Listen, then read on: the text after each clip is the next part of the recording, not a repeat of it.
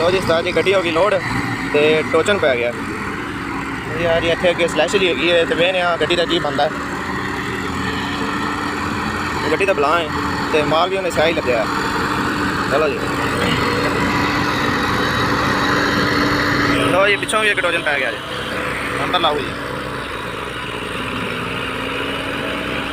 Driver भी बुला driver है।